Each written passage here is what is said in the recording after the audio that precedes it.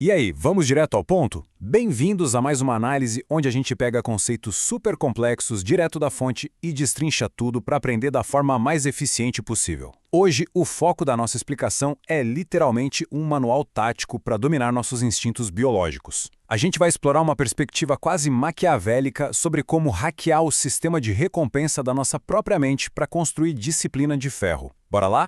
O nosso material de origem já começa com uma premissa incrível. Olha essa frase. O inimigo mais perigoso não está fora das suas muralhas, está dentro do seu crânio. O que é genial aqui é como ele enquadra a nossa própria mente. Ela não é aquela aliada incondicional que a gente costuma imaginar, sabe? Na verdade, ela é a principal antagonista nessa batalha diária pela disciplina. A ideia central é simples, mas poderosa. Não basta ser apenas forte, a gente precisa ser estrategista contra nós mesmos. Para guiar a nossa compreensão, a gente dividiu esse plano de batalha em 5 fases bem diretas. 1. O inimigo biológico. 2. A ilusão da dopamina. 3. A tática do cerco. 4. O arsenal do estrategista. E 5. A fortaleza inabalável. Então, começando pela parte 1. O inimigo biológico, a guerra contra a evolução. A gente precisa entender por que, no fundo, a nossa própria biologia resiste tanto ao sucesso. É que existe um descompasso evolutivo brutal aí. Pensa bem, o objetivo principal do cérebro humano, moldado por milhões de anos, é pura e simplesmente a sobrevivência. Na prática, o que isso significa? Economizar calorias, evitar esforço e abraçar a preguiça mesmo, porque no nosso passado distante, gastar energia à toa literalmente significava a morte. Só que o objetivo do estrategista moderno é o sucesso. E o sucesso exige exatamente o oposto. Exige gastar energia, muito esforço e abraçar o desconforto o tempo todo. Então, a gente só prospera de verdade quando decide de forma consciente e contra a nossa própria biologia instintiva.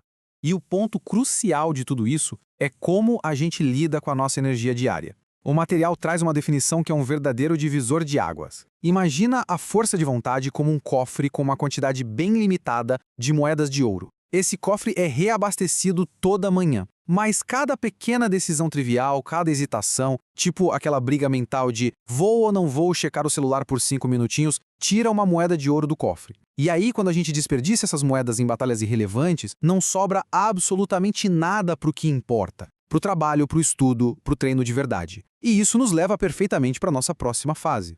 Parte 2. A ilusão da dopamina, o usurpador do trono. Sabe o que acontece quando a nossa força de vontade se esgota? Entra em cena um usurpador, prontinho para roubar o nosso foco. Existe um mito gigantesco por aí de que a dopamina é o tal do hormônio do prazer. Mas a fonte da nossa análise deixa uma coisa muito clara. A dopamina é, na verdade, a expectativa da recompensa. É aquele frio na barriga antes de abrir uma notificação, não a sensação que vem depois que a gente já abriu. Ela é a seta que aponta a direção e o combustível que faz a gente levantar da cadeira e agir. Entender isso muda o jogo completamente, porque a gente percebe que a dopamina é o que nos move para a ação, não o que traz satisfação no final. Agora, o truque mais sujo da nossa biologia está na diferença entre a dopamina barata e a dopamina cara. Olha que loucura, o nosso cérebro não sabe diferenciar a importância de uma curtida numa rede social da importância de receber um diploma universitário. Para ele, as duas coisas são só picos de dopamina. Mas qual é a grande diferença na prática? A dopamina barata exige zero esforço. Isso faz com que ela seja a preferência número 1 totalmente instintiva da nossa mente. Já a dopamina cara exige anos de dedicação. Bom, com a mente focada em economizar calorias, adivinha qual caminho ela vai escolher naturalmente. Nem precisa pensar 2 vezes, né? Isso nos leva à parte 3, a tática do cerco, cortando os suprimentos. Sabendo que o cérebro sempre vai procurar o caminho mais fácil, tentar lutar contra a preguiça em campo aberto, contando só com a força de vontade, é praticamente implorar para perder. Em um cerco militar real, ninguém ataca o castelo de frente. A estratégia é cortar os suprimentos. E quais são os suprimentos da nossa preguiça? É o celular ali dando sopa do lado da cama, as notificações pulando na tela do computador o tempo todo, aquele doce super fácil de pegar depois do almoço, o feed rodando infinito na hora do intervalo. A estratégia sugerida pela fonte não é tentar em vão ter mais força de vontade. A ideia é matar as distrações de fome. A gente bloqueia as rotas de abastecimento da procrastinação, tirando essas tentações do nosso campo de visão. O contraste filosófico aqui é simplesmente sensacional. Enquanto o comportamento amador é aquele negócio de ficar esperando passivamente a motivação cair do céu em uma manhã mágica, o estrategista faz diferente. Ele constrói um ambiente onde a disciplina não tem outra escolha a não ser se manifestar. É esse controle absoluto do ambiente que torna a execução inevitável. Mas aí fica a dúvida, se o ambiente já está controlado, como é que a gente dá o primeiro passo para agir? Aí entra a parte 4, o arsenal do estrategista, construindo a neuroplasticidade.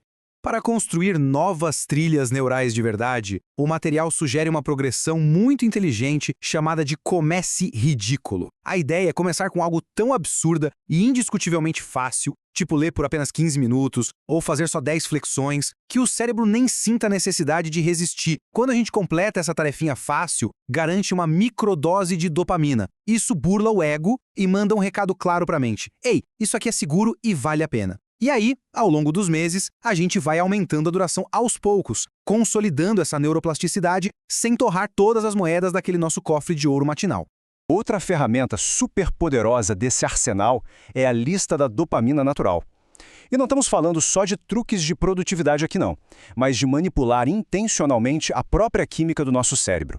Colocar tarefas bem pequenas, concretas e fáceis de cumprir na rotina, como arrumar a cama, beber 2 copos de água ou anotar 3 metas por dia, cria um verdadeiro banquete de microvitórias.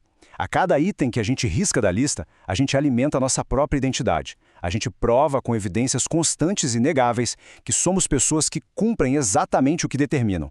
Mas aí, a gente esbarra em uma pergunta que vai totalmente contra o senso comum. Pensa comigo, por que falar para os outros sobre os nossos grandes planos dá uma sensação tão gostosa na hora, mas frequentemente acaba nos levando ao fracasso absoluto? A resposta revela um perigo invisível gigantesco. Anunciar os nossos planos dispara uma recompensa de dopamina que é totalmente prematura. A gente recebe aqueles aplausos, aquele incentivo social, e isso engana o cérebro direitinho. Ele passa a sentir que a missão já está cumprida. E olha o problema, se a recompensa já foi entregue por meio de palavras de aprovação, aquele combustível essencial para a gente realmente ir lá e fazer o trabalho no mundo real evapora. É exatamente por isso que a análise bate tanto nessa tecla. A disciplina mais temível e eficaz é aquela que a gente constrói no mais absoluto silêncio. E, finalmente, parte 5, a fortaleza inabalável, o conforto estratégico. Quando a gente domina essas ferramentas, fica claro que vão existir dias em que a vontade e aquelas listinhas não vão dar conta do recado. Nessas horas mais críticas, o nosso combustível de emergência precisa ser o desconforto consciente. Olha, no fim das contas, a gente tem basicamente 2 opções na vida, e ambas doem. De um lado, a dor da batalha de hoje, que é o sacrifício de acordar cedo, estudar em silêncio, aguentar o trabalho duro. Do outro lado, a dor da derrota de amanhã, que traz aquele arrependimento que não passa, o peso do tempo perdido e dos objetivos que nunca foram alcançados. Como o ser humano foge muito mais rápido da dor do que busca o prazer, colocar a dor do arrependimento bem na nossa frente funciona como um alerta implacável para a gente não dar nenhum passo para trás. O que nos leva direto à tese principal desse material. A disciplina é a arte de escolher qual desconforto você prefere. O da batalha hoje ou a derrota amanhã. É simples assim. Não existe uma saída mágica onde ninguém sente o desconforto. A verdadeira disciplina é só ter a clareza de aceitar essa realidade, o que permite que a gente escolha de forma estratégica a dor menor e mais construtiva agora, no presente.